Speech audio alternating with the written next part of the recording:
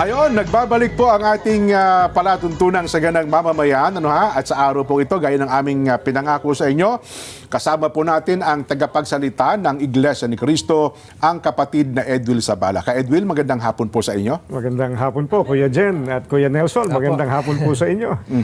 Masarap po ba yung kape namin sa Ay, napakasarap po. Salamat po ng marami. Mukhang naparami po yung kape na inihain namin sa inyo. Medyo nanginginig na ka po ako.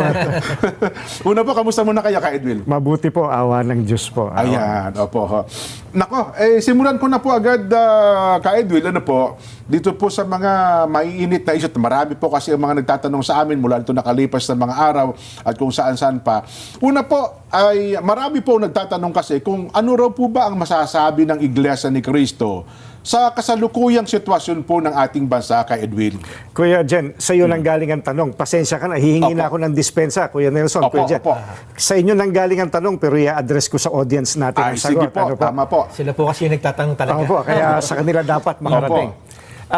Nang mag-rally po ang Iglesia noong January 13, 2025, ang ipinanawagan po namin sa mga namiminuno sa ating bansa, at malamang ay naaalala nyo po ito, kapayapaan, pagkakaisa, at unahing asikasuhin ang problema ng ating bansa at mamamayan nito kaysa yung mga hakbanging magbubunga lamang ng awayan at hidwaan. Dahil alam naman ng marami po na ang mga ito pawang pamumulitika lamang.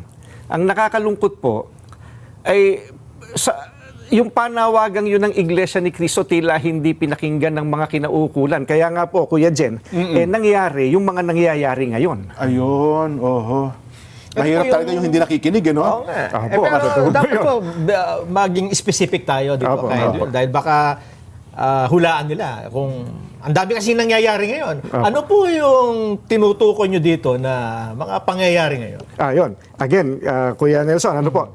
Sa inyo nang galing ang tanong, ibabato ko ang sagot sa audience. No? Hindi naman po natin may tatatwa ng sino man. Matindi ang pagkakabahabahagi ngayon ng mga nasa gobyerno hanggang sa ating mga mamamayan. Hindi lamang tayong mga Pilipino ang nakakaalam na hindi tayo nagkakaisa. Ang nakakalungkot, maging ang mga taga-ibang bansang nagmamasid sa kaganapan po rito ngayon sa Pilipinas, alam na alam nila, hindi nagkakaisa. Magulo. Malamang po, maging ang mga kapatid natin sa ibang bansa, ganyan din po sentimiento. Ka Edwin, ano po? Sila po na nakakakita sa atin. May kanya-kanya silang opinion po. Nako, mabuti po, nabanggit niyo po yan, Ka Edwin, Ngayon po, ano po ba ang posisyon ng Iglesia ni Cristo sa usapin tungkol po sa dating Pangulong Rodrigo Duterte? Ayan po, we come to the crux of the matter. Yes po, opo. Para po sa mga kababayan po natin, ang posisyon po ng Iglesia ni Cristo ay ito. Kung ano ang tama at kung ano ang nasa mga batas natin, yun sana ang dapat pairalin.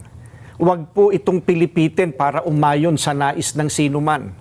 Hindi po sumasang-ayon ng Iglesia sa anumang hakbangin na hindi naaayon sa mga batas ng ating bansa.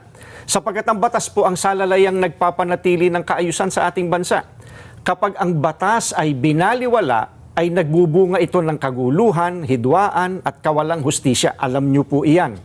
Sino mang Pilipino o mamamayan ng ating bansa na may ginawang paglabag sa ating mga batas, dito dapat litisin sa ating bansa. Bakit po? Sapagkat gumagana naman ang sistema ng ating hustisya.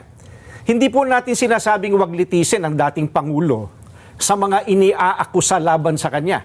Ang saga ng amin po, nagtitiwala ang Iglesia ni Cristo sa integridad at kakayahan ng hudikatura para pagpasyahan ng ganitong bagay at usapin.